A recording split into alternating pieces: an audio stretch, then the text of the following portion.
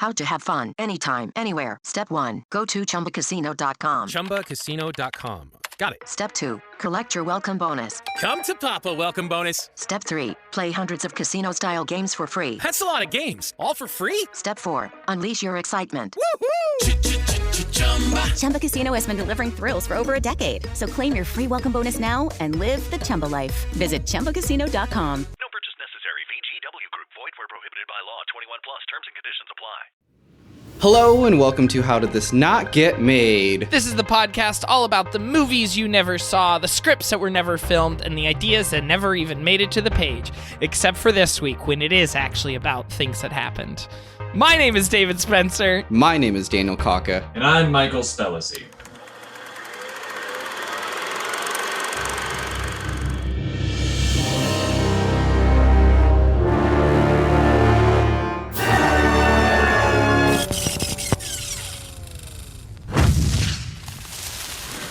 I'm sorry, I just had to throw it off because this is going to be a little bit of a different episode for us. Yeah, because originally this was not anything that was supposed to get made, and we'll kind of get into how it eventually did. How the unmade movie got made. Yes. It's a little bit kind of like I woke up early the day I died, where it completely got made, but then no one ever saw it. This is different, though. This is probably the movie that got, at least last weekend, got the most views out of any movie. And of course, we are joined once again by Michael Spellacy, resident DC expert. Welcome back. Good to be back. Yeah. I see you're sporting your funeral flash. Yes, that's exactly. Anything black is the funeral version of that hero's costume. Yes.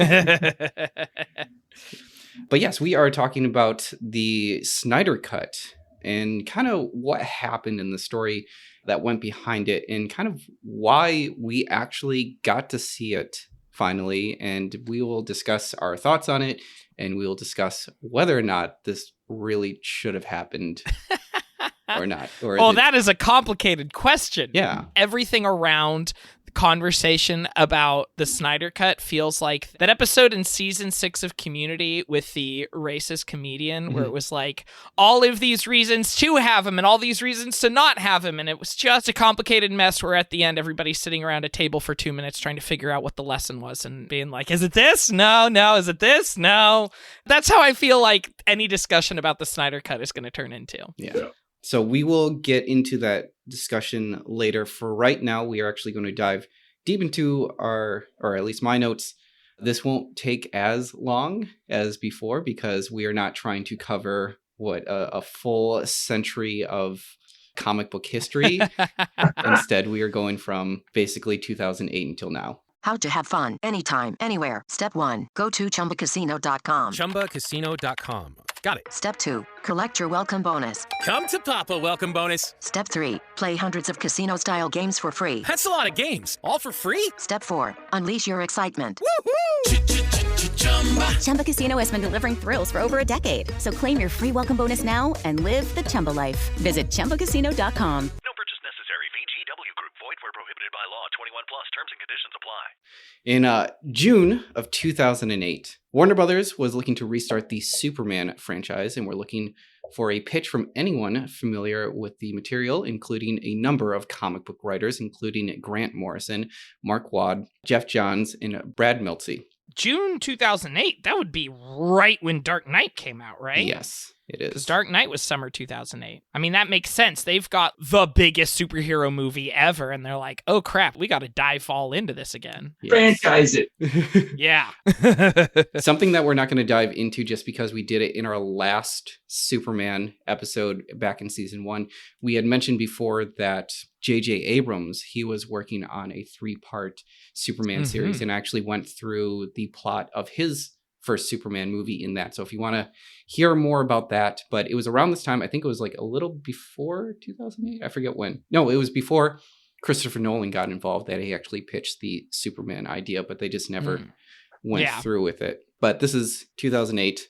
We have a bunch of these comic book writers coming in. So comic book writer Mark Millar He was the creator of the Ultimates, which would inspire the first Avengers film, Wolverine, Old Man Logan, which then was the inspiration of Logan, and Civil War, which was then the inspiration of Captain America Civil War.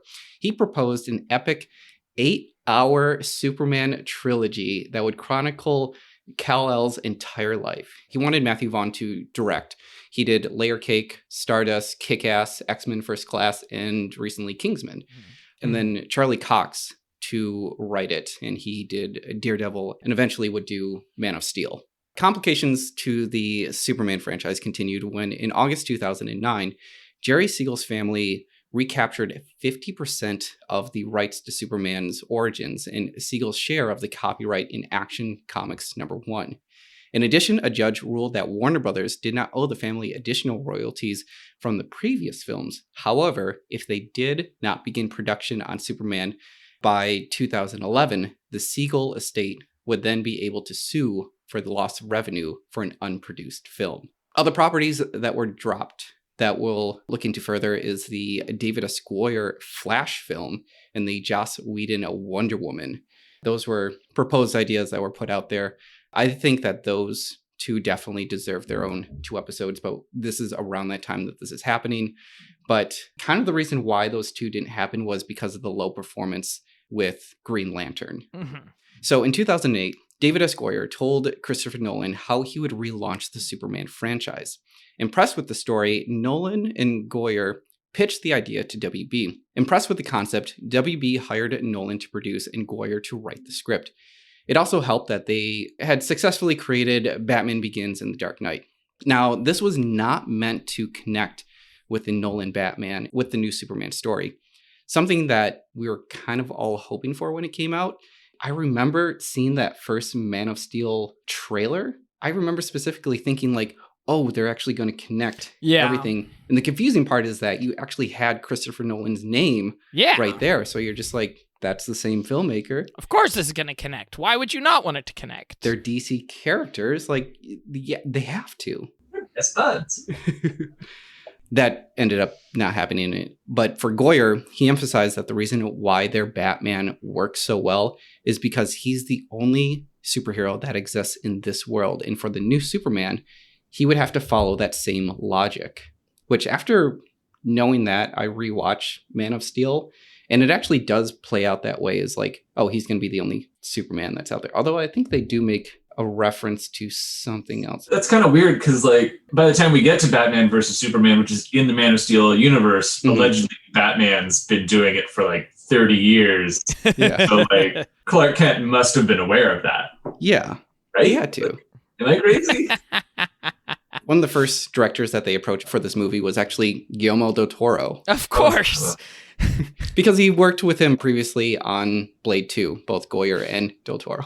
But also, I feel like half of every episode we've done in here, Guillermo del Toro was originally supposed to direct. Like, he just is always the guy that they approach to direct any genre thing, and then he ends up not doing it so he can go make his fish movies.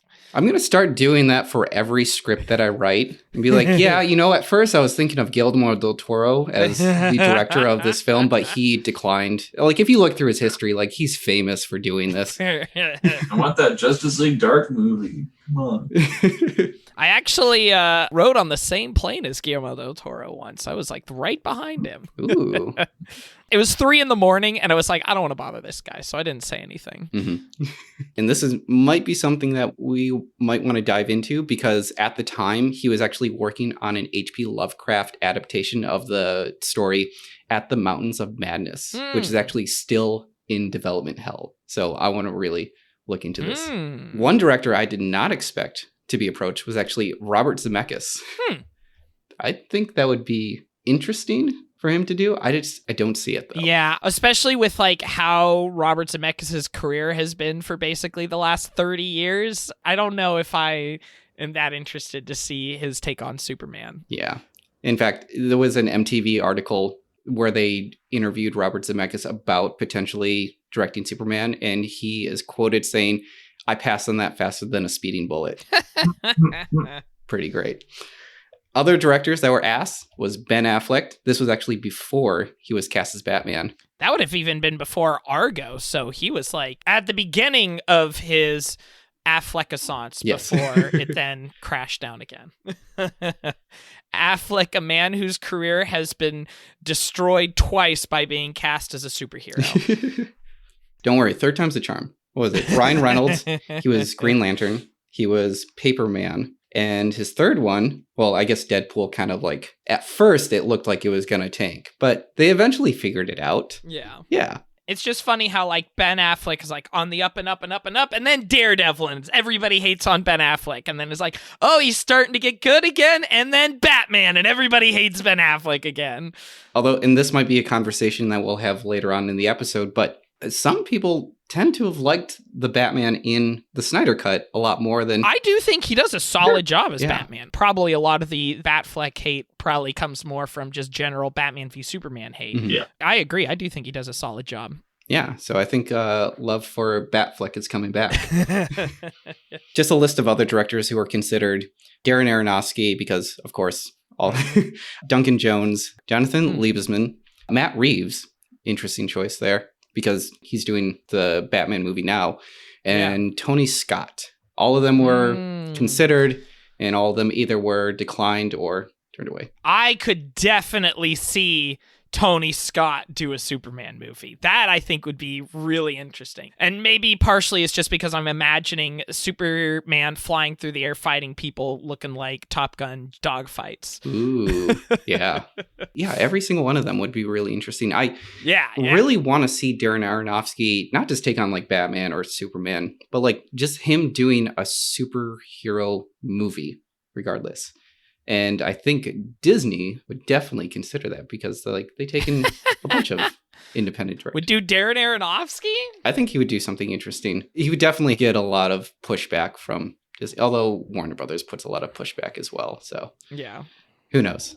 It would be interesting. Ryan Seacrest here. When you have a busy schedule, it's important to maximize your downtime. One of the best ways to do that is by going to ChumbaCasino.com. Chumba Casino has all your favorite social casino games like spin slots, bingo, and solitaire that you can play for free for a chance to redeem some serious prizes.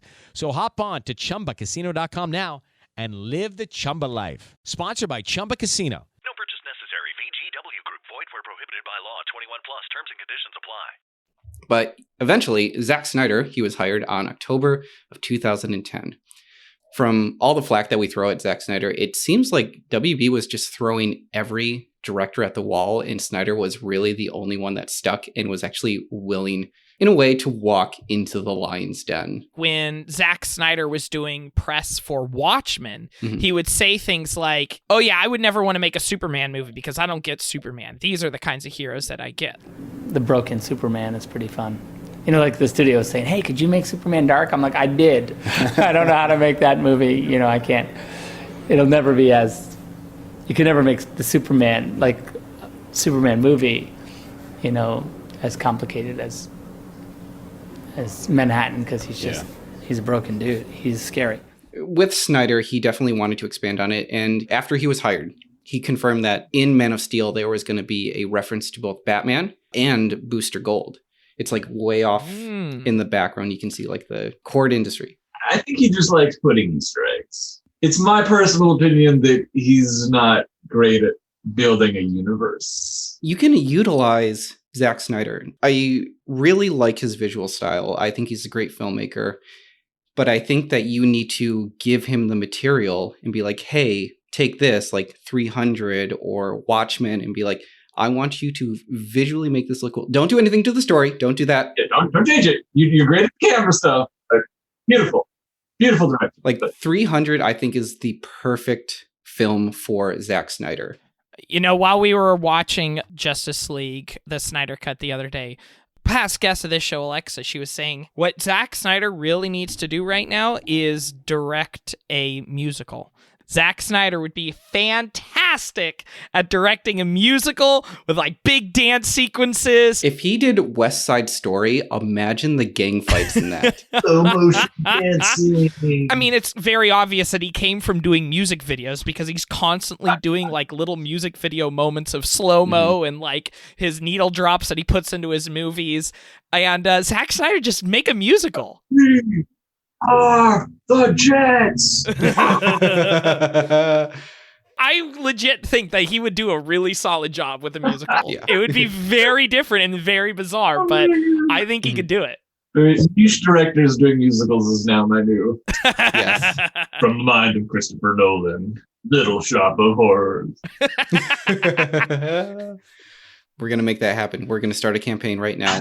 Zack Snyder musical. A quick anecdote to piggyback off of this like Easter egg thing. This is a story actually from work, but it was about the time that Batman versus Superman came out. We had an exhibit with props and costumes from the film at work. One of those was the dead Robin costume that's in the Batcave in Batman vs. Superman. It's like graffitied with Joker saying like you can't save everyone or something. I had a friend that was like doing a thing, and he asked me like, "Can you show me what everything in here means?" And being a comic book fan, since the movie hasn't come out yet, can you tell me what these might mean? And I was like, "Yes, absolutely." Oh, that's the Jason Todd Robin costume, a very famous thing where Joker kills the second Robin in the comics. Mm-hmm. It was in the 80s. It like blew everyone's mind because like characters didn't die that often. And to kill Robin was like, whoa, Yeah. that's dark. The fans voted for it, but like, that's dark. So we did that. And he was like, yeah, this is the Jason Todd costume. Zack Snyder's office issued an official correction that I never said that was Jason Todd. Oh. And then, if memory serves, said, no, that's Dick Grayson's costume. Huh. Which was like kind of triggering to be like, and I might need to like double check to see if this has been retracted or if this is still valid, but like, don't kill Nightwing. Yeah. Like if you want to build an extended universe, Yeah. don't kill Jimmy Olsen and Off Nightwing screen. in the same movie. Yeah. Those are like the two biggest supporting characters for Superman and Batman. And you're like, nope, they're all dead. Especially when you consider, like, the way Marvel's building universe now is like, okay, now we're going to make all those guys who were kind of playing sidekicks, now they're all the main characters. You know, Falcon's going to be a main character now. And it's funny how, like, DC would not be able to do that because all their sidekicks are dead. Yep. Were they a love interest? Like, they're gone. Natalie Portman's character, killed her off screen. Can't be Lady Thor. Maybe he's like, just kidding. We're going to flashpoint it. But it seems like such a waste of like, don't kill everybody. If it doesn't serve the story, they can be a nameless character. You're like, you can kill anyone else. You don't need to kill Jimmy Olsen. Probably the biggest weakness for Zack Snyder, in my opinion, is getting needlessly dark for the sake of being dark and like putting in trauma, even if it's just barely referenced just for the sake of having trauma that isn't actually like forwarding characters and story. When I'm watching a Superman movie, I want a little bit of hope and a little bit of escape. Yeah. And we never get a save the cat from the tree moment. Yeah. Any of those three films. Not once a Superman. Like the Jesus metaphor is very heavy. Yeah. Very thick. But never is he just like, I'm Superman. Like, Yeah. oh no, something's causing traffic. I'll help that. Oh no, a cat's stuck in a tree. I'll help. Like, there's no helping the little guy. Yeah. So we were mentioning before the look of the film, especially like with Zack Snyder's style. A lot of that is actually because of the storyboard artists. We're not going to really go into the production of Man of Steel or Batman vs. Superman just because we want to eventually get to everything else. But I did want to bring up Jay Oliva. He's a Filipino-American storyboard artist, which is odd because like when he did Man of Steel, this was his first live action production that he's ever done. So prior to this, he actually worked on Extreme Ghostbusters, RoboCop, Alpha Commando, that was the animated series, Godzilla the series, Max Steel, He-Man and the Masters of the Universe, Static Shock, The Batman, Jackie Chan Adventures, Teen Titans, Justice League Unlimited, The Spectacular Spider-Man, The Avengers, Earth's Mightiest Heroes, The Legend of Korra, and many straight-to-video DC animated films. That's really interesting that he was specifically going for somebody who came from animated television. Like action-packed animated action. No, I mean, and it makes perfect sense. Because of that, because he did Man of Steel, he started actually working into more live action. So beyond Man of Steel, he ended up doing 300, Rise of the Empire, Ant-Man, Deadpool, the Flash television series, Batman vs. Superman, Dawn of Justice, Wonder Woman, Spider-Man Homecoming, Thor Ragnarok, Justice League, the recent Justice League, Titans, and the future film Army of the Dead, and Space Jam, A New Legacy. I love learning about these kind of behind the scenes people whose name you don't know, but like actually have contributed a ton creatively to the way these different projects look. That's really interesting. Like all of our superhero movies today, he basically shaped what they look like and how they're supposed to work. Yeah. And it's really cool to see that it mostly came from this one person. Yeah. But he talked about his inspirations, and his main inspirations were actually Dragon Ball Z and Birdie the Mighty. After all, I was trained in the art of Kaioken. Kaioken? It all makes sense now. Oh, so yeah. if you grew up watching Dragon Ball Z and you're watching Superman, you're just like, or Man of Steel, and you're just like, have I seen this before? Why is Superman just charging over there? 10 minutes. What's he charging for? Just fight. This now makes sense why there's so much unnecessary slow motion. Zack Snyder's slow motion is like J.J. Abrams with his lens flares. But I will say, Zack Snyder has figured out that slow-mo is the only way to make capes look good on camera. That's true. Otherwise, it's just a towel flopping in the wind. Yep.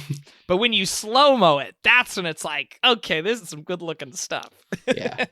How to have fun anytime, anywhere. Step 1. Go to ChumbaCasino.com. ChumbaCasino.com. Got it. Step 2. Collect your welcome bonus. Come to Papa welcome bonus. Step 3. Play hundreds of casino-style games for free. That's a lot of games. All for free? Step 4. Unleash your excitement. Chumba Casino has been delivering thrills for over a decade. So claim your free welcome bonus now and live the Chumba life. Visit ChumbaCasino.com. No purchase necessary. VGW Group. Void where prohibited by law. 21 plus. Terms and conditions apply. After filming Man of Steel, WB hired Will Beall, who did Gangster Squad and Aquaman, to begin writing a script for the Justice League film, which would tie in with Man of Steel. After the release of Man of Steel, Goyer was hired to write the sequel Batman vs. Superman and a new Justice League movie, which means they scrapped the Beall draft. So release the Beall draft. Chris Terrio, who did Argo, Star Wars, The Rise of Skywalker, he was then hired to rewrite the draft. And because of the rewrite, he was then asked to write the Justice League instead of Goyer. In October 2014, WB announced that the Justice League would be released as a two-part film premiering November 17th of 2017 and then June 14th of 2019. In an Entertainment Weekly interview, Snyder stated that the story was inspired by the New Gods series, which was done by Jack Kirby. In May 2016, it was announced that producers Jeff Johns and John Berg would now be producing the Justice League and would be in charge of the DCEU properties. John has been a producer behind many of DC's animated and live-action television series, while Berg primarily stayed within the movies, producing alongside with Jeff Johns. You keep saying Jeff Johns, and my brain keeps thinking John Jones. I keep thinking Martian Manhunter whenever I say that. So in recent news, their producer credit was actually removed from the Snyder Cut of the Justice League, which I thought was interesting, even though they produced the original Justice League back in 2017.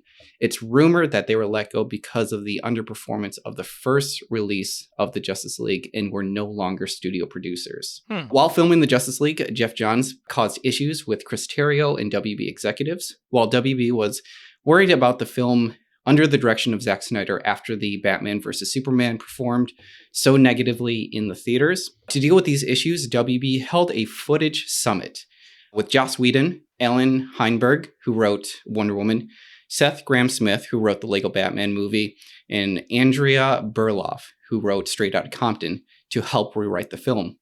Whedon was hired to rewrite the film, and when Snyder had to step down as a director during post-production, because of an unexpected family tragedy, he had to leave the project. Joss then took over as the director in May of 2017. This was something that I definitely got wrong initially when I thought it, because I remember that Zack Snyder had to step down for that family reasons. I thought that Joss Whedon was then hired after that. I did not realize that Joss Whedon was hired during the production to actually rewrite, and was actually in competition. So with all of those other writers, Joss Whedon was the one that won and came up with the best story out of all of them. Well, I mean, Joss had the biggest name at that time, you know? That's true. And coming from the Avengers, we're like, you know, he got it right in the Avengers, so he's got to get it right in the Justice League. It might not sound good to us, but we just got to trust it. I mean, a big factor in that as well would be like they were trying to fight off the criticism that Batman vs. Superman was too dark and dour, and, you know, we need to lighten this up. And in their mind, lightening things up, the easiest way to do that with reshoots is hire the snarky joke guy to come in and write a bunch of snarky jokes. Yeah. Although there is one part that I really enjoyed, and that was when Aquaman is sitting on the lasso of truth. Hey, you know what? I don't want to die. I'm young. There's shit that I want to do. I just feel like I never really embraced the sea or the land. I've been a loner my whole life, but being part of something bigger like this, maybe I'm scared because I'm meant to.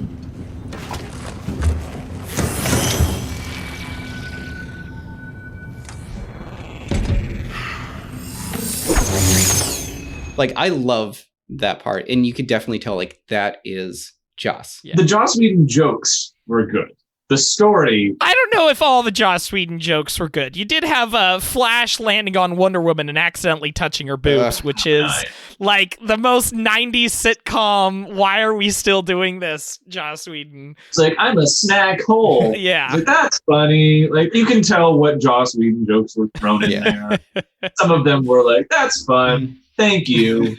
Yeah. But yeah, after Whedon had taken over, the production went through 2 months of additional reshoots, costing the studio $25 million in order to make Whedon's version of the Justice League. And now this movie was costing about $300 million to make at this point. So this is before even the Snyder Cut. I actually remember when I was working at Warner Brothers, they were working on the reshoots with Joss Whedon. They were actually in one of the studios there. And I remember one day I was walking outside and there was a golf cart that went by and Joss Whedon was on it. In my brain, I was like, because I see other people that look like other people. And I was like, man, that guy really looks like Joss Whedon. And I walked into one of the museums. I forget which one I walked into, but I walked into the museum and one of our other coworkers was like, hey, did you see Joss Whedon out there? And I was like, I saw a guy that looked like him. He's like, no, that's him. He's doing reshoots right now for the Justice League. You work on a movie studio. If they look like someone famous, they are that person. They are definitely. I was walking around. I saw a woman like holding a towel over her head, and I was like, I wonder what that is. And I looked at the heels and I was like, oh, it's Gal Gadot. Oh. Who else wears those braced leg? Like that's. Yeah. Jason Momoa was just walking behind her, like not even trying to hide, just flipping around the trident. So cool. Such a nice guy. I guess this is the best time to say the story. So there was a day where they were doing executive meetings for Aquaman at the time. And actually, let me bring this back. Because we were tour guides, we had those big old like golf carts that fit 15 people on it. We had to drive around the executives. It was like me and 2 other tour guides that were doing this.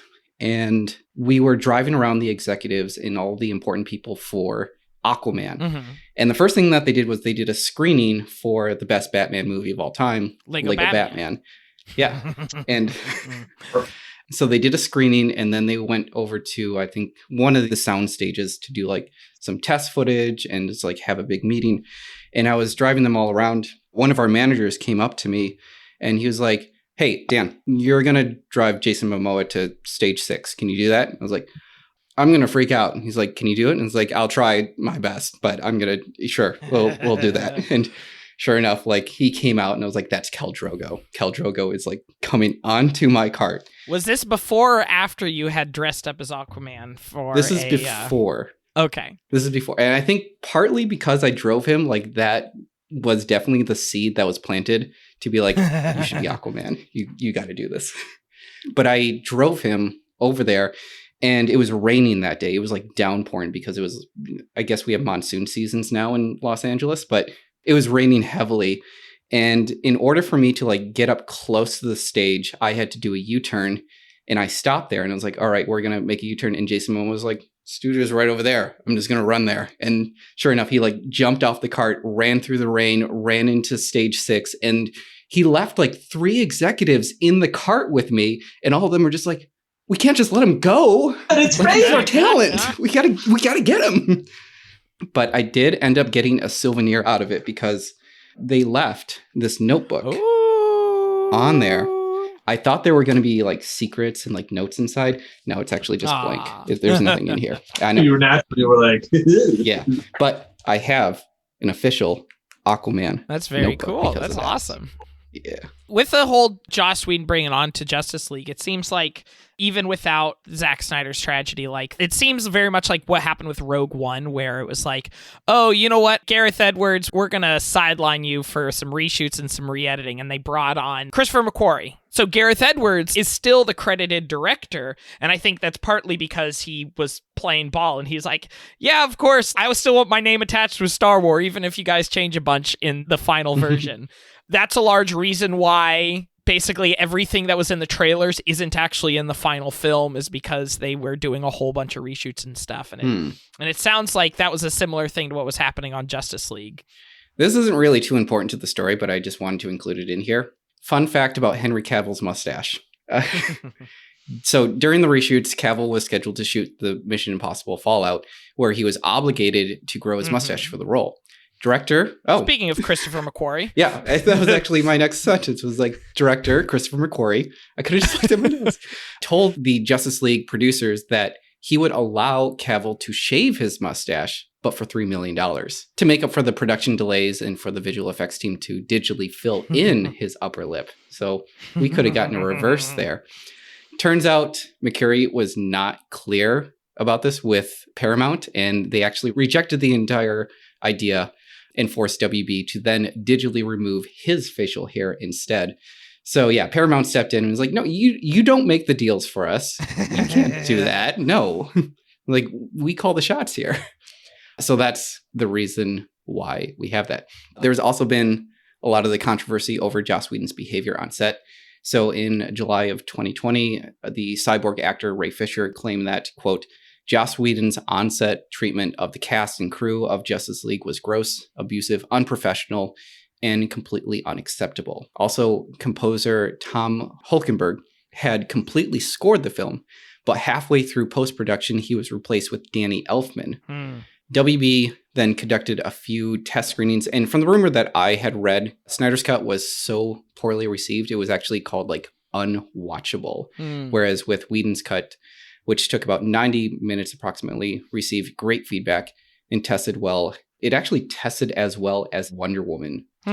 I'm guessing, I mean, if you're sitting there for a 4-hour movie, or maybe because he added that scene, maybe 3.5 hours, I'd be kind of itchy in my seat as well. Was the length of the cut that we ended up getting. Obviously, the cut that we saw wasn't exactly what they did, because they did do some reshoots, but also finished visual effects. So obviously, there were differences between the cuts that these test audience would have seen and what we saw. But I wouldn't be surprised as well if this Snyder Cut, the test audience's scene, was also way shorter than the one we got, because I'm pretty sure that's another thing that Warner Brothers was like, we got to make sure this thing isn't 4 hours long. Even 3.5 hours long is way too long. Regardless of the name of the person doing the cut, any version of the Justice League that was less than 2.5 hours maybe would not make sense and be pretty unwatchable. I mean, Snyder was also planning on this being more than one movie. That's fair. Yeah. So he had like a lot of stuff that he was ready to set up. I guess with the Snyder Cut, when they said like, no, that's going to be it for the Snyderverse entirely, which is opening up a whole other can of worms. Also, like, how do you make that into 2 movies? Like, where do you end part 1? And you're not even fighting Darkseid. I mean, you could end part 1 with Superman coming out, but then you've kind of got a whole movie of just like waiting around. I heard that in the original cut, Darkseid wasn't even part of it at all. It was supposed to be all Steppenwolf, and then Darkseid was supposed to appear much like how Thanos appeared in Avengers. Just for like the comic point of view, Steppenwolf is to Darkseid what, like, if you saw the Infinity War Avengers, like, it's what the Squidward guy is to Thanos. Like, who even are you? Yeah. Like, you're a henchman. Like, there are 5 of you that just, we'll forget your names. Why are you the big bad of a 2-part, 4-hour experience? Yeah. Like, you're not even Thanos. Like, you're not the big bad. I'm not going to remember your name by the time we fight the big bad. Yeah. This is really corny and silly, but I play a lot of card games and board games, and I used to be really into this game called Dice Masters. It was a trading card game with dice, but they used IP from mostly Marvel and DC. And so most of my knowledge of Marvel characters and DC characters comes from just what characters are included in this game and what is on their art.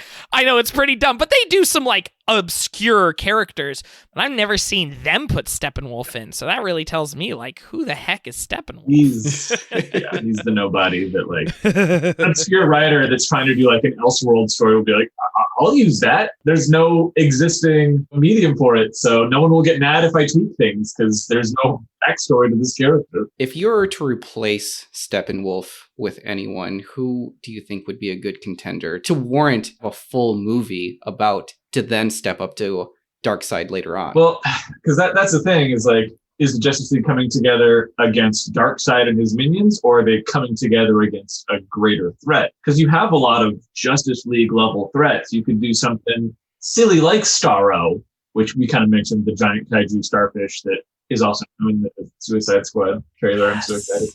I hope Taika Waititi voice. Anyway, you could do something like Brainiac. In my opinion, would be the one you do after spending all this time on Superman. Mm-hmm. Yeah. The thing that just was part of destroying his planet, like, that should be the thing that you unite against. That can explain Cyborg having his tech, because it's an alien robot that collects worlds. Mm-hmm. Yeah. It would be a very easy thing. And then maybe, like, you find something after you beat Brainiac, you're like, oh, some of the things that were powering him was one of these mother boxes.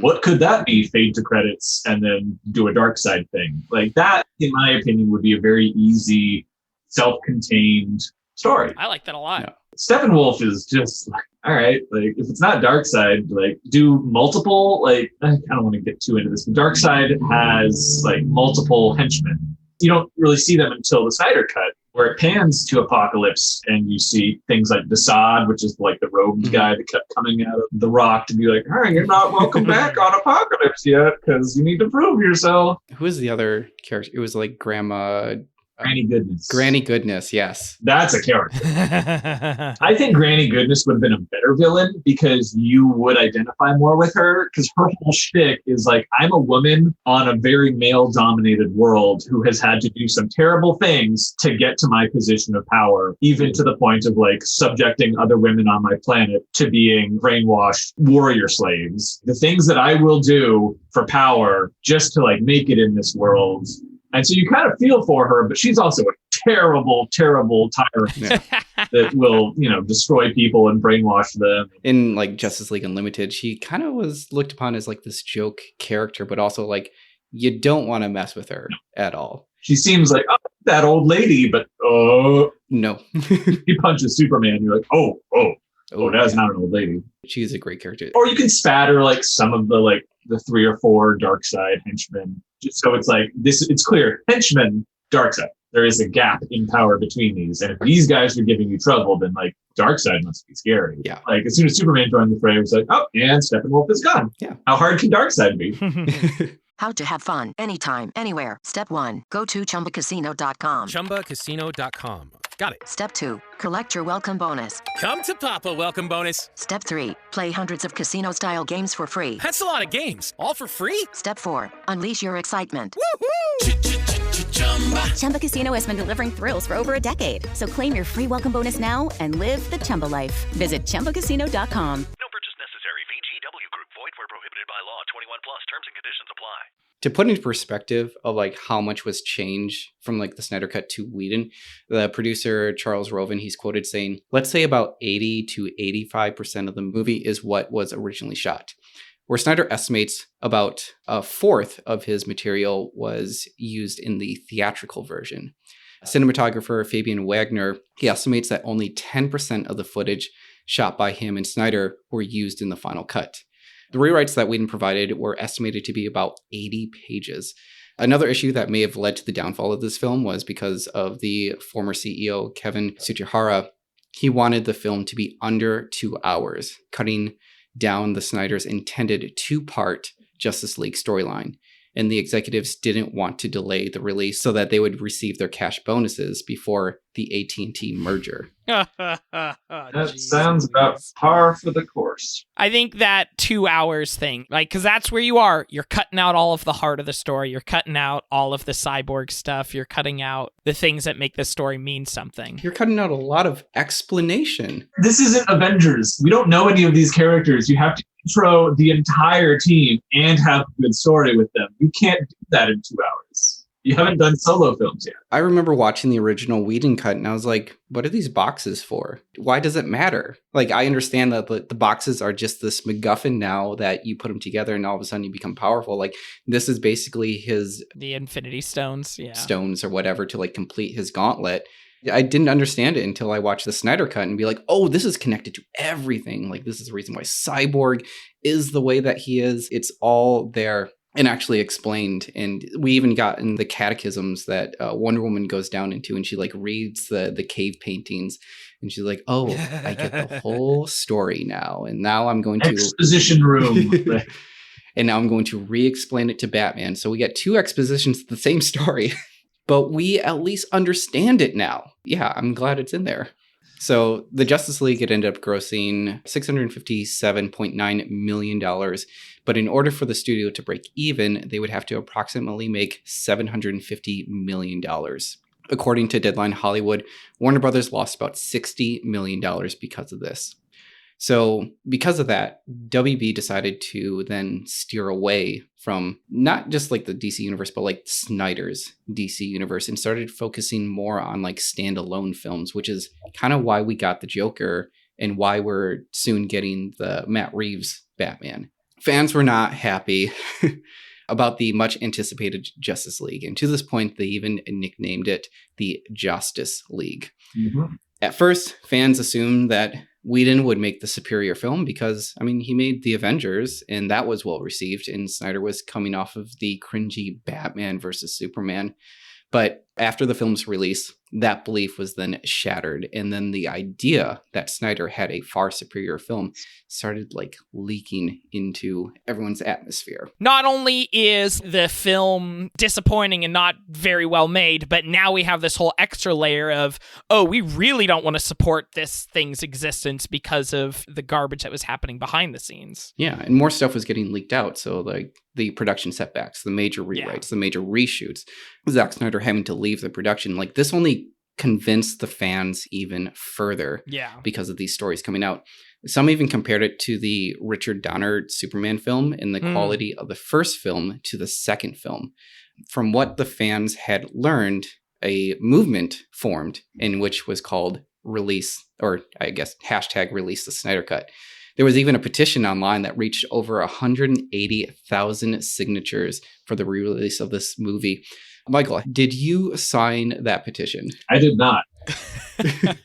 I was very aware of it, but a part of me was like, I've seen what you've done. I don't want more Man of Steel and Batman versus, like, those are your 2 DC things, and both of them for me were, I don't want more of this. I don't want an entire universe like this. I want hope. Give me more Aquaman, more Wonder Woman, Shazam. Like, let them carry it. Let Patty Jenkins take care of this at the time.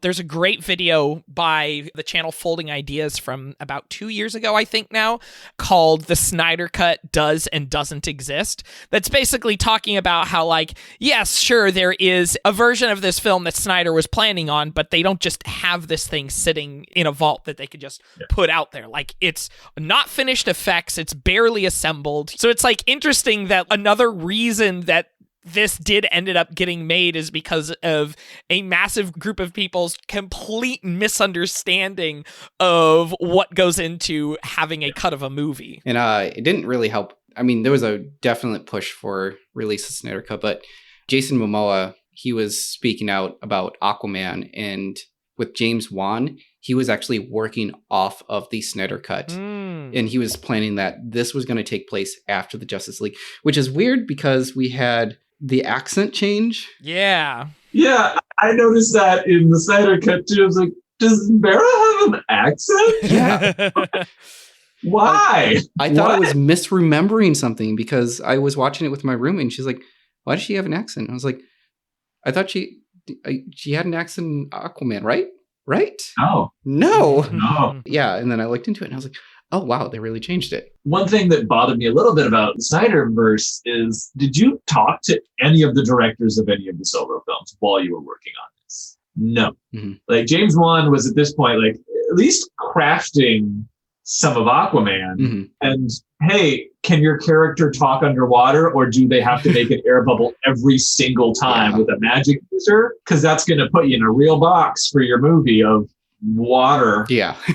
Underwater talking. And you would think that these creatures, I guess humans that evolved to live underwater, that they would form a way of communicating in the environment that they're in. In the comics, he talks about it, like, no, that we have to keep this world realistic. Yeah. Where we use science boxes to resurrect dead aliens. We have to keep things realistic as possible. It's like, Snyder, no, like, it's comic book. Like, have fun with it. If Superman, every time he puts his fist on the ground, causes levitating, spinning rocks, you can talk underwater.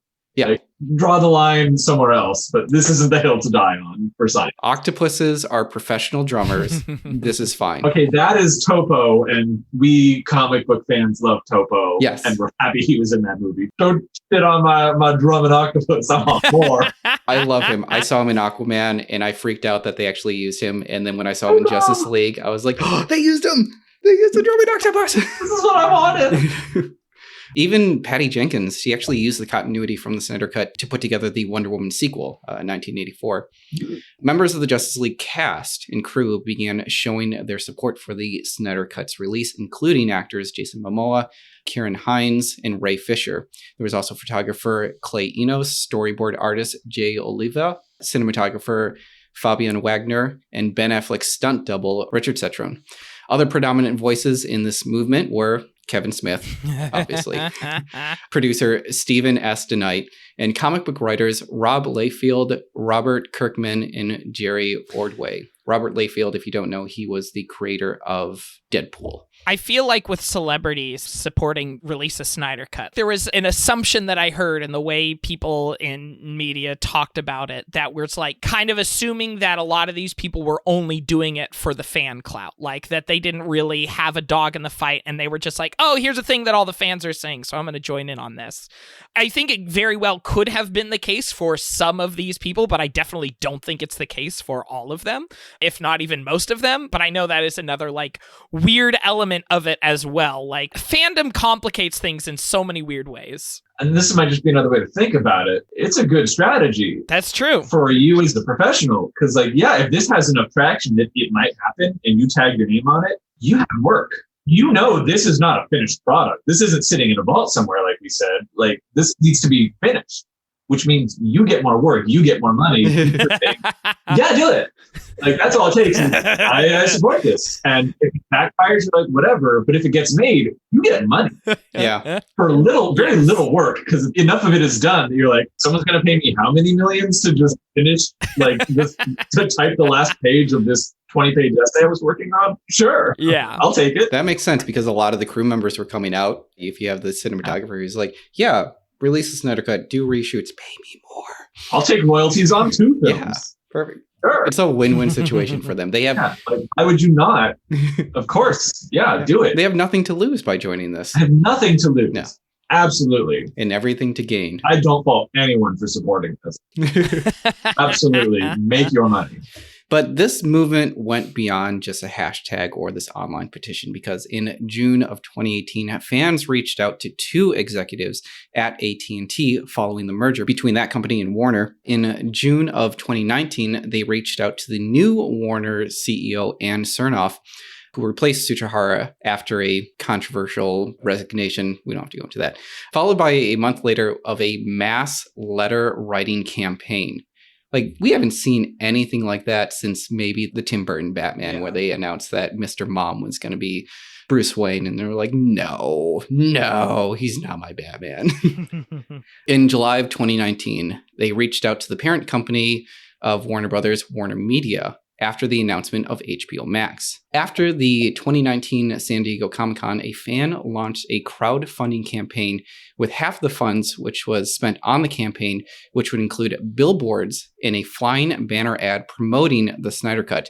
The other half was actually donated to the American Foundation for Suicide Prevention, or the AFSP, in respect for Zack Snyder's daughter. For a similar campaign, at the 2019 New York Comic-Con, the movement purchased an ad space for 2 billboards over Times Square that featured quotes from the cast and crew. In December of 2019, the movement rented another flying banner ad, this time passing over Warner Brothers Studio, that directly asked Snyder to release the Snyder Cut. In January of 2020, the movement bought 4 minutes of ad space on a digital banner wrapped around the interior of the Riverside Stadium during the FA Cup. Snyder and the AFSP applauded their efforts. So this is it too far? It worked. Yes. I don't know how much of us seeing the Snyder Cut can be attributed to spending money on these ads as much as it is, oh, we're in a pandemic and we need content. And this is a content where we don't have to get a lot of people on set for. It's not one thing. It's a lot of factors. This is all before the lockdown, though. Like, the last thing I mentioned happened in January of 2020. Yes, but I guess we'll get into when they actually started really working on this to get it out there to make the Snyder Cut happen. But on the flip side, like, it's very cool that they were doing good things for charity and like we're looping that into it, which the people making that decision were probably also intentionally responding to the toxic aspects inside the fandom to say, like, this is about doing some amount of good in the world. We want to see good things happen, and we also want to see this version of Justice League. Yeah. We don't yield to terrorists. All right. Yeah. That was all the positive stuff. This movement wasn't all positive and actually started bleeding into toxic fandom with some members who were harassing, threatening, and even cyberbullying those who were involved with the film. In September of 2018, former DC Entertainment president Diane Nelson had to delete her Twitter after substantial online harassment. You're saying of all of the producers on here, it was the female producer that they all decided to harass off of social media? Yep. Huh, wow. This one definitely hits close to home because WB phone operators would get constant calls asking about the Snyder Cut. Constant. I've definitely been on the receiving end of that. One of my favorite phone calls that I got was someone asking for suggestion into how to beat a certain level or mission in Arkham Knight or something like that. The calls you get are insane.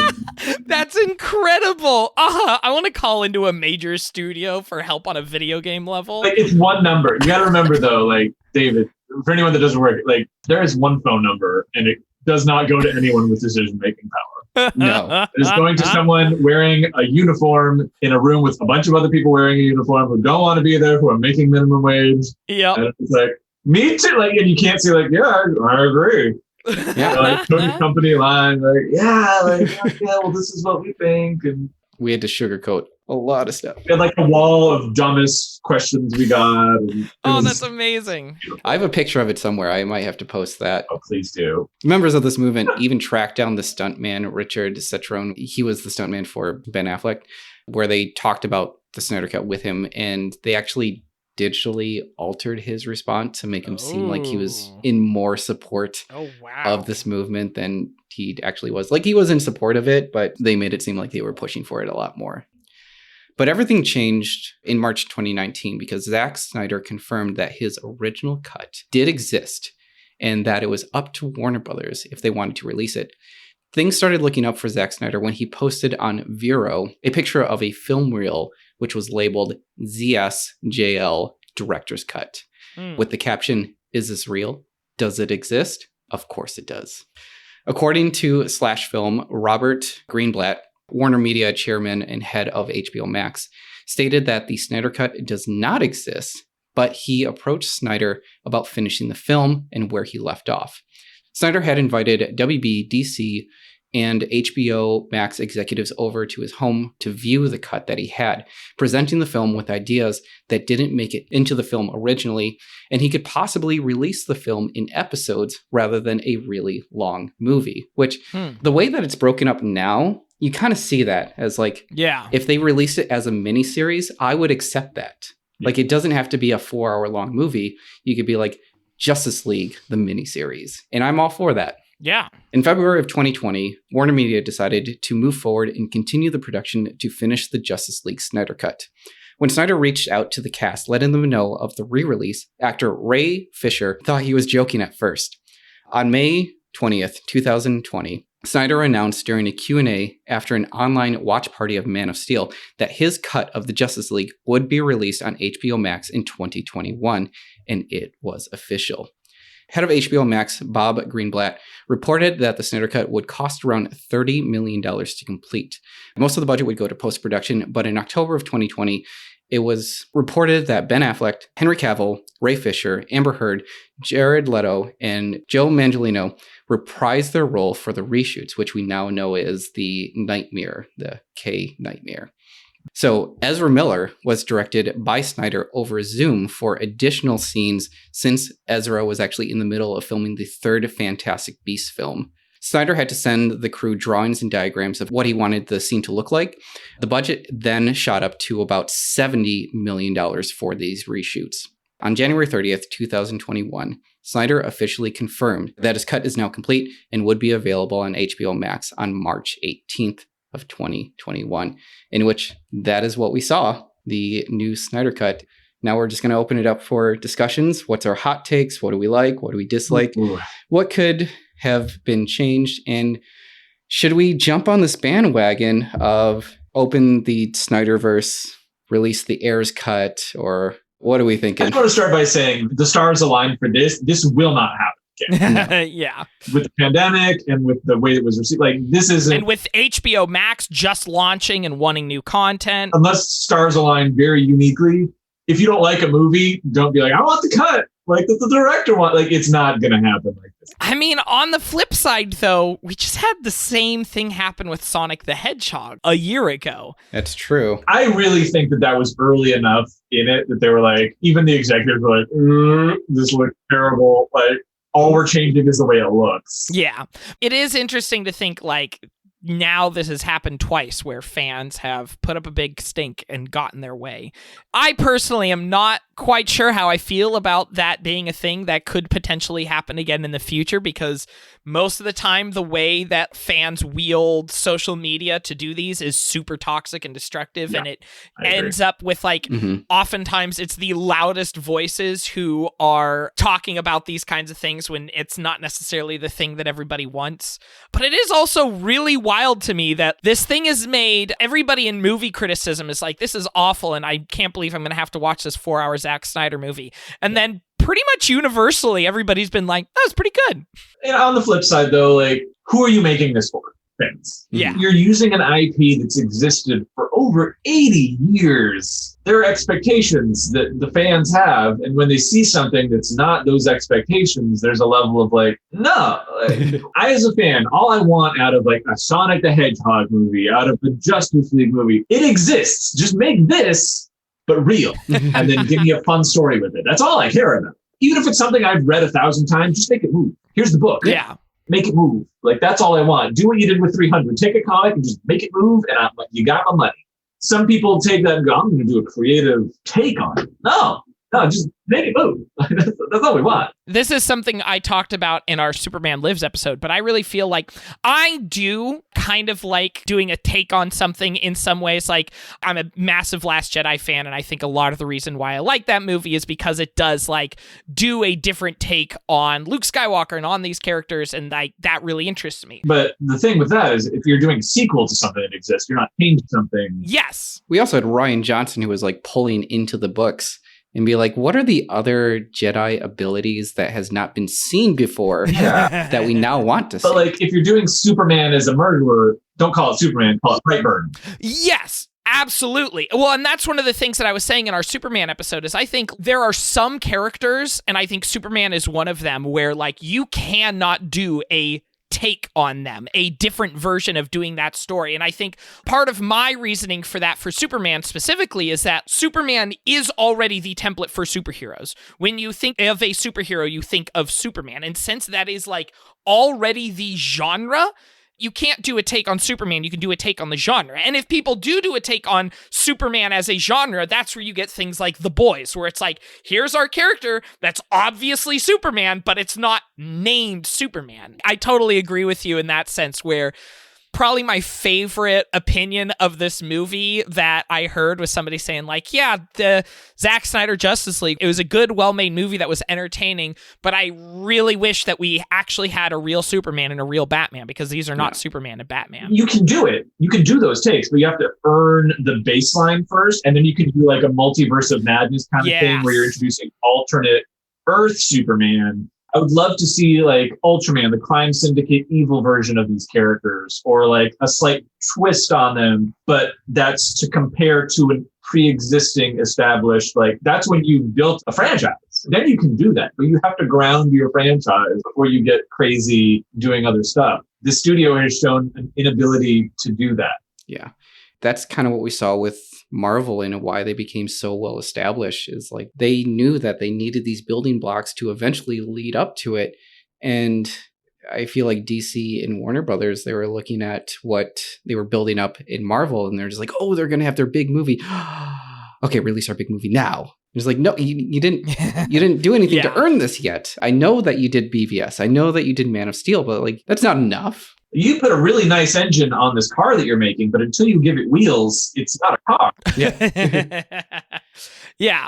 Well, and like, I think one of the things that Marvel does so well is like, they'll do different genres and they'll twist up storylines and they'll mix up some of that stuff, but they're always true to their characters. You know, the characters you see on screen are the characters from the comic books, and they are always trying to make sure that like this is consistent. To them, it's more interesting to see, okay, what are these characters going to do in these different situations, as opposed to let's remake these characters as different versions of them. Yeah. Hello, it is Ryan, and I was on a flight the other day playing one of my favorite social spin slot games on ChumbaCasino.com. I looked over at the person sitting next to me, and you know what they were doing? They were also playing Chumba Casino. Coincidence? I think not. Everybody's loving having fun with it. Chumba Casino is home to hundreds of casino-style games that you can play for free anytime, anywhere, even at 30,000 feet. So sign up now at ChumbaCasino.com to claim your free welcome bonus. That's ChumbaCasino.com and live the Chumba life. No purchase necessary. VGW. Void where prohibited by law. See terms and conditions. 18+. I know in the Snyder Cut, big improvement that I really enjoyed was the Ray Fisher cyborg. Like, oh yeah, I understand now why he was upset. He got drafted. This was good. He had so much character development. You understood, like, honestly, you could take out all of his stuff and you could make him his own movie. You could make a cyborg movie, and then at the end of the movie, like the box that made him, like all of a sudden shakes, and you're just like, oh shit, someone's going after the box, which means they're going after me. And you've already established who Cyborg is, and you don't have to like interlace that into what the 4-hour movie is. You can make just a Cyborg movie, and that would be really well done and very entertaining, something I would definitely watch. Yeah. And definitely make you care more about Cyborg. Like, essentially, the Snyder Cut is the Cyborg origin story. Yeah. One thing I wish he had done different, if he was good at setting up a universe, at the end, Cyborg's dad dies. Like, he sacrifices himself using this tech. You could have set that up to have a Cyborg movie, where we have established Ryan Choi, one of the scientists at Star Labs, is a superhero called the Atom, who shrinks to a microscope. He's Ant-Man. He's basically Ant-Man. You could have done something where at the very end, you're like, oh, maybe he didn't explode. He's just tiny somewhere. Yeah. So now Cyborg would have to team up with Ryan Choi, come up with the technology to shrink, and then do some kind of like shrinking technology thing to save his dad. I would have loved that. That would be a great movie. That sounds great. A great intro to other characters, but instead we're just like, no, it has to be dark. He has to die. What's interesting with the Snyder Cut is that I think he kind of played into this fandom as well. Like, knowing that there were so many people that were just like, release a Snyder Cut, and he's like, okay, I'm going to give you the Snyder Cut, but you know what? I'm going to also spend $70 million on essentially a teaser that you are never going to get. Be very careful with the next thing you say. like an adopted son. Isn't that right, Batman?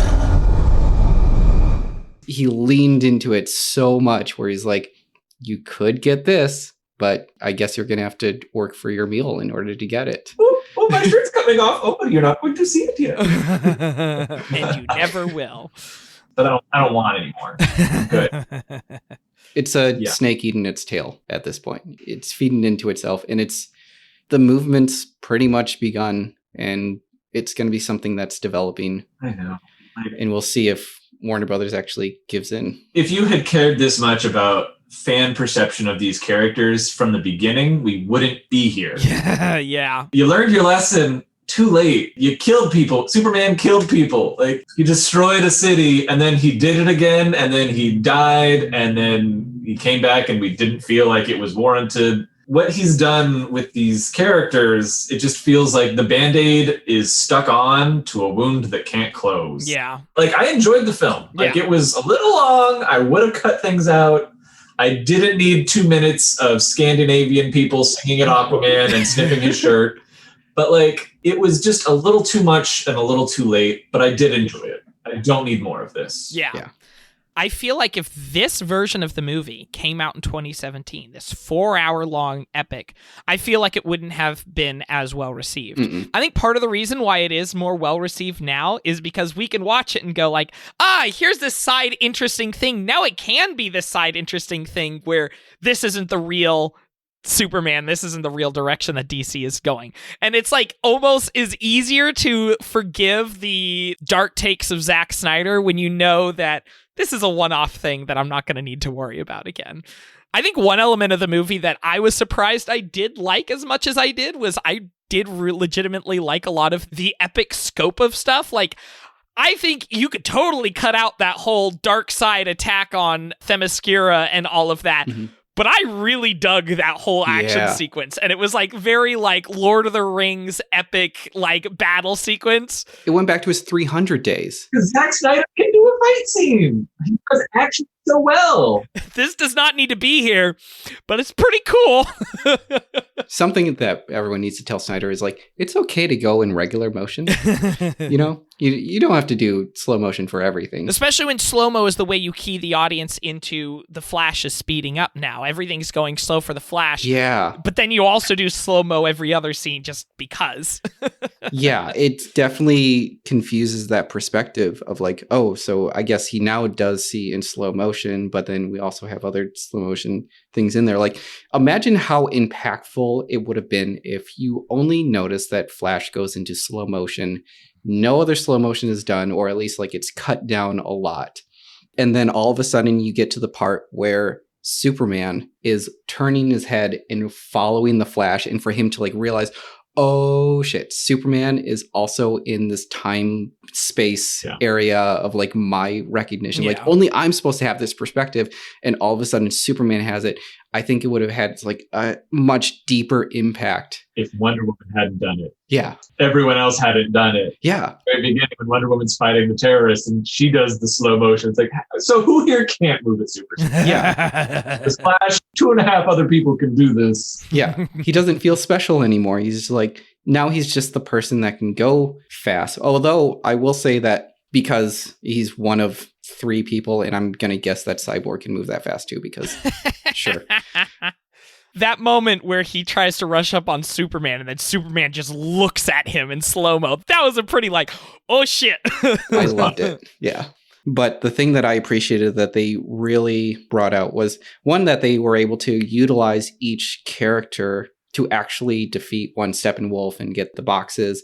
And actually everyone did feel like they had their own part. Whereas the Whedon cut was like, we got to wake up Superman because essentially this is just going to become a Superman movie where he just defeats Steppenwolf. And I guess we're just here just to wake him up. But when you introduce the Flash, who you now establish that not only is he fast, he can actually manipulate time. I lost my shit when like the box first exploded and he was like, gotta go fast. He's in his Ricky Bobby moment where he's like, gotta go fast. And then he's like, I promised myself I wouldn't do this, but I'm gonna do it. And he reverses time I flipped out when I saw it. I want him to learn his lesson of like, this is why I don't mess with time, because I ruined the world when I did. That's such a fun aspect of Flash is I can do this, but I shouldn't. Messes with things. We saw it with the box, like when it dipped its toe in the water and he's like, oh, nope, too late. We're just going to reverse that just a little bit. I will say, after watching this, another reason why I think we can't get a Snyderverse, everyone's secret identity is just out the window now. Because like an entire village now knows that Bruce Wayne is Batman. Also, side note, can we just talk about the fact that like every time Aquaman gets in the water, he takes off his shirt? But every time he comes out of the water, he's wearing a shirt. Where are these shirts coming from? Water shirts. You don't have some water shirts? You have to remember that he is anti-littering. So he's taking garbage from the ocean and he's just bringing it back to the surface and be like, this was yours. A dolphin, like with a chariot of a wardrobe that just follows him around like, are your shirts, my lord? I'm legit curious. The second or third time he like sexy took off his shirt to get in the water, I was like, hold on. Hold on. Every time we see him, he has a shirt. Anyway, but yeah, so that entire village knows that Batman is Bruce Wayne. When Superman comes back, there were multiple soldiers that were like, why is famous author Lois Lane, who's grieving her dead lover, Clark Kent, brought back to life Superman, Clark, very loudly in this filled area? I realize now what we're doing is we're just kind of pulling the thread and soon we're not going to have a sweater anymore. But yeah, there is the scene where Superman comes to his memorial and there is a police officer there who's there to protect the memorial from being destroyed even more.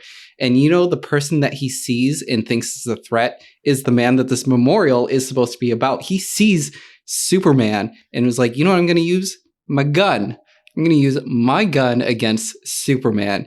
I mean, that's just classic cop behavior, right? But like, you are guarding this memorial for you know what Superman can do. Obviously, you're around the situation. You were there. That guy looks like the statue I'm standing in front of. Also, if it's Superman coming back, you're just like, oh, this is a good thing. Like, the good guy is back. Not, hey, let's point a threatening weapon at him and making me a target.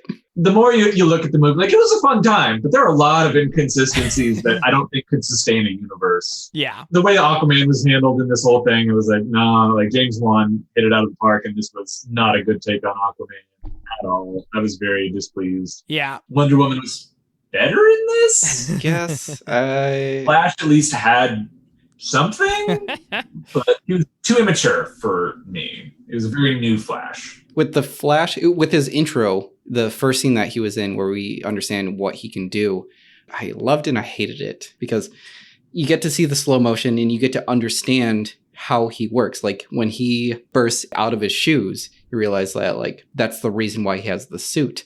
He pokes everything because he can't really like push anything, because if he does push something, like poof, it's just gonna take off. So you understand, like, he understands the world that he's in and that he can't, like, he has to very precisely move things. And when he gets to Iris, one, I like that he saves her from there and that sets up like his relationship with Iris. The thing I was not for was the weird caressing of the hair. Yeah. That one felt weird. Maybe don't do that. I know she can't see you, but don't. Please don't. You're supposed to be a hero. Copping a feel at super speed is not something a hero does. Yeah. And then there's the wiener, the pocket wiener. If you are lovingly shooting a hot dog in slow motion for as long as you are shooting Iris, there's definitely something wrong there. Honestly, it could have just been an afterthought. He could have gone up, saved Iris, put her down, and then be like, oh, there's a hot dog. I'm going to grab that. I'm just going to go right back to the dogs. But instead it was like, she's not safe yet. And you're going, I need a hot dog before I save this woman from a car accident. Yeah. After I destroyed this business's window instead of using the front door, and that job hiree has my name. Yes. And is like, oh, there's a speedster in Central City. Well, my window got broken and this person got saved right outside, and this guy was suddenly with the dog. So also shoes. What happened to your shoes, man? Broken shoes. There are dust ones in front of me. I think I might have figured out who he is. Yeah. I do love the payoff of the wiener, though. Like I said, like the conclusion of the scene and his introduction, I really love. It's just like those few execution moments where I'm just like, don't do that. Don't do that. Don't do that. It's the Superman jumping over the gas tanker minute where it's like, yeah, that was cool, but like this character's priorities are very wrong in this world. Yeah. It is Ryan Seacrest here. There was a recent social media trend which consisted of flying on a plane with no music, no movies, no entertainment. But a better trend would be going to ChumbaCasino.com. It's like having a mini social casino in your pocket. Chumba Casino has over 100 online casino-style games, all absolutely free. It's the most fun you can have online and on a plane. So grab your free welcome bonus now at ChumbaCasino.com. Sponsored by Chumba Casino. No purchase necessary. VGW Group. Void where prohibited by law. 21 plus. Terms and conditions apply. There's definitely a lot of moments in there because I listened to How Did This Get Made, and they were talking about the Snyderverse.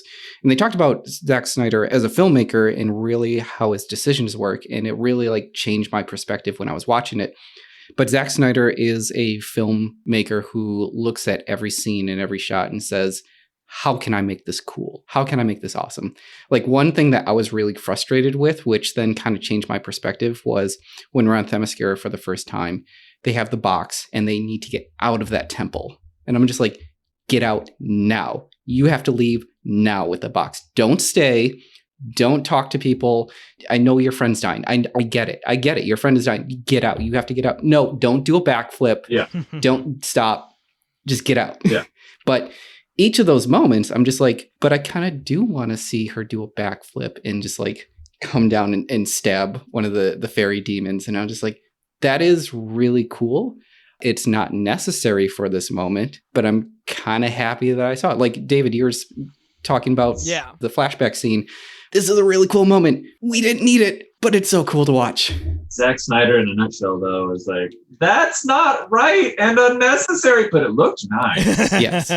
There are bigger things that we need to deal with, and this character should not care about this other thing, but it looks cool. That ultimately is the why I don't want more of this. There's only so much I can go, no, you idiot. Why? You wouldn't. After we've established who you are, these aren't things you should care about. But for the sake of the coolness, how much character growth and development and identity are you willing to sacrifice for a cool scene? Yeah. And it's a lot. I enjoyed watching the movie. I don't regret watching it, but I'm very happy to go back to my world of not thinking about Zack Snyder and not having an opinion on any of his movies and not seeing any of his movies. Done. Thank you. Yeah. It's clean. Are we good? Was this worth it? I don't know, but cool. We did the thing. You got your thing. Yep. Now I wonder how many of those people are like, are they going to be able to move on? A lot of those release the Snyder Cut people, or what's going to happen next to... It's Restore the Snyderverse is now a very heavily trending thing. It's like, God. Yeah, but the sequels never catches on quite like the original. Mm-hmm. I'm kind of mad that Snyder baited it so much. Yeah. Teasing all these like, oh. And on Warner Brothers' dime, too. To be like, okay, well, we're going to actually make the movie that I wanted to. And be like, great, that's okay. And be like, what? Wait, what's this bill for $70 million? What are you spending that for? And he's like, oh, I need to do these reshoots. I'm just like, wait, Zach, what are you doing? Zach, what are you doing? One such thing that I do think was not in the original that was just added to like, that bothered me is Martian Manhunter. I heard he was in the original because the scene where he turns from Martha into Martian Manhunter was in the original. Completely undercutting the emotion of that scene. Yeah, that definitely cheapened it, but it's like... That wasn't necessary, and it ruined an emotional moment between two established characters. Yes. That are important to Superman. Mm-hmm. Again, this Superman getting the shaft for coolness. The fun part with Martian Manhunter, which like the show Supergirl did great, is like there's this established red herring character that you think is maybe someone else, and then, oh, no, it's actually Martian Manhunter. And now he's going to help you. Whereas in Justice League, it was like Martian Manhunter's here, and he don't give a fuck that the world is ending. He's going to just keep his stuff going on. Well, he was an established character, I believe, in Man of Steel. Yeah. He's in the military. He's that I forget what the name of the character is. But if anything, he should have just stayed as that character. Like, you can have that heart-to-heart moment between... As that character. Yeah. And then, why are you Martha for this? And then afterwards, the general comes in and be like, hey, we're getting some weird seismic activity over by the memorial. Can you come with us? If you're going to make him part of the story, make him part of the story. Martha's not dead. Yeah. Lois and Martha are having this conversation, and the fact that it's Martian Manhunter doing it means at some point she'll be like, that conversation we had, and Martha's going to have to say, what conversation? I haven't been to Metropolis in months. Yeah. What's going on? Why are we doing this? Is Martha dead? Like, then show us that she's dead and then this conversation happens. Like, that could have been handled very easily better. Yeah. And it felt very shoehorned in a way that just ruins a cool moment and then is unnecessary. Like, we would have gotten that satisfaction and that surprise. Like, if you just revealed Martian Manhunter and be like, he's part of this universe too. And we're just like, holy shit. We finally got him. We finally got him in a movie. But like, Daniel, I like that. That general will be the one that like gets Lois to the memorial. Have him be a kind of a guiding force for all the non-superhero characters, putting them where they need to be to help the bigger story. And then at the end, like, show him get home, put the keys on the thing, his pet his dog, and then turn into Martian Manhunter and watch TV. Like, that's all I need. Like, oh, cool, he's here. I want more of this. Yeah. But like, he's not helping. Or he could have just like informed Martha of all of this. I mean, like, if he had a conversation with Martha and say like, go to the farm. Yeah. I'll drive you to the farm. Like, get Lois to the memorial, get Martha to the farm so they can have their moment. You as the audience, it's like, there's that random military guy again, just driving the plot where it needs to be. Yeah. As a plot device. Like, that's how you use him. Yeah. That's a great way to handle him, but you didn't. Yeah.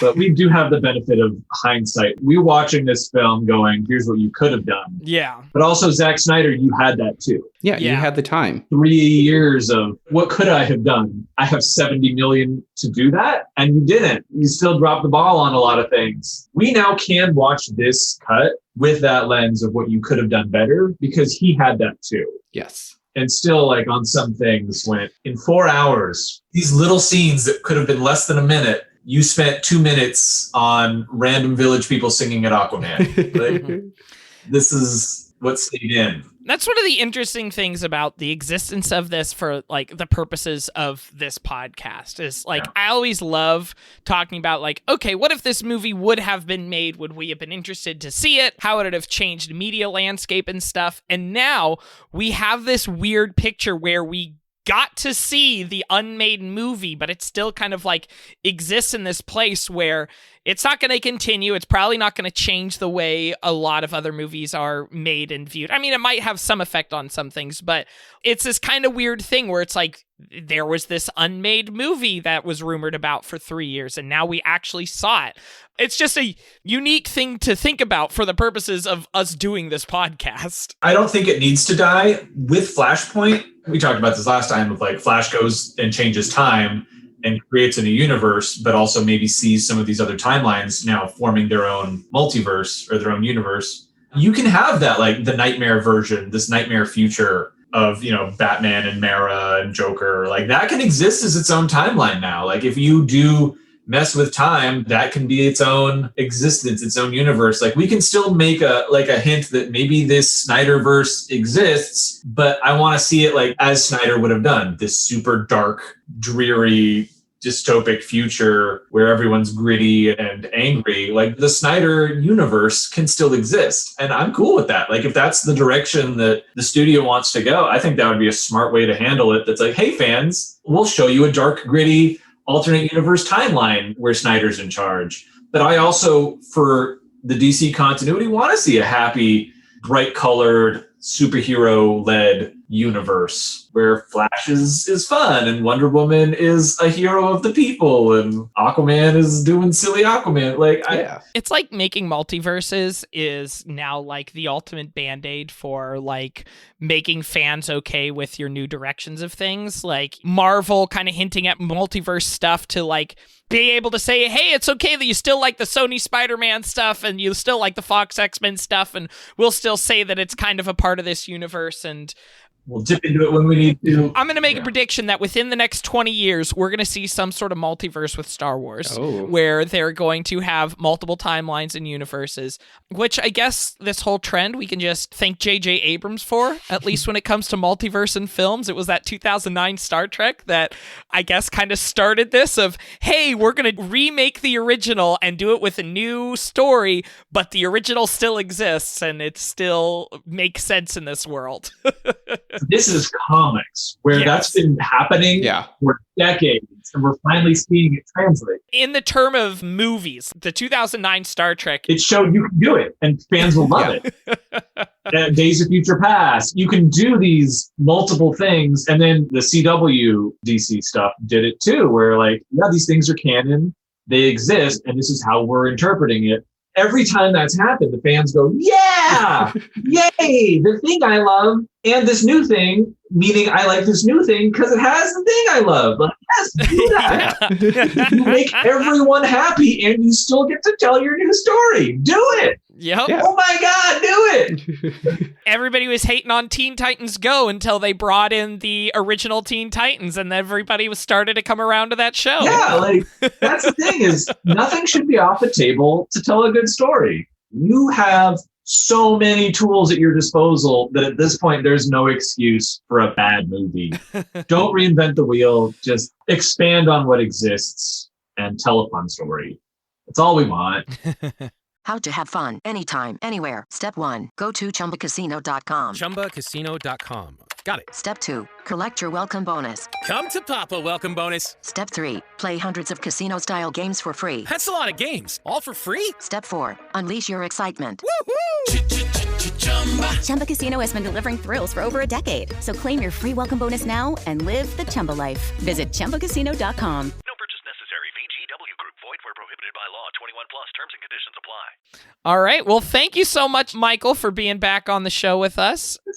Me. Do you have anything you want to promote? Honestly, like this has been such a therapy for me. I thank you. Of course. I needed this. I needed this eulogy to help me grieve. I appreciate that. Yeah, if anyone wants to check me out, I'm on TikTok now. Nerd stuff. I put my D&D stuff in red, my DC stuff in blue, and I'm building my little comedy things there. So yeah, check me out, Michael Spellacy at TikTok. I guess. Perfect. All right. I don't do dances, but talk about stuff. And you can find more of this podcast by going to our website, pipedreampodcasts.com, where you can also find our other shows like Come On Fahugwa Pods, Escape from Vault Disney, The Weird Alphabet, and more. You can find us on Twitter. We are at HDTNGM, and we are on Instagram at How Did This Not Get Made? And you can send us your emails, notgetmade@gmail.com. And while you're on that website, you can also check out our Patreon page, where supporting this show is super duper helpful. For $2 a month, you get a special monthly bonus show.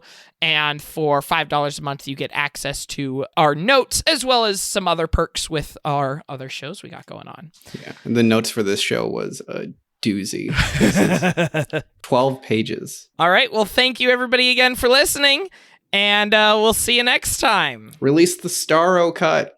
It is Ryan Seacrest here. There was a recent social media trend which consisted of flying on a plane with no music, no movies, no entertainment. But a better trend would be going to ChumbaCasino.com. It's like having a mini social casino in your pocket. Chumba Casino has over 100 online casino-style games, all absolutely free. It's the most fun you can have online and on a plane. So grab your free welcome bonus now at ChumbaCasino.com. Sponsored by Chumba Casino. No purchase necessary. VGW Group. Void where prohibited by law. 21 plus. Terms and conditions apply.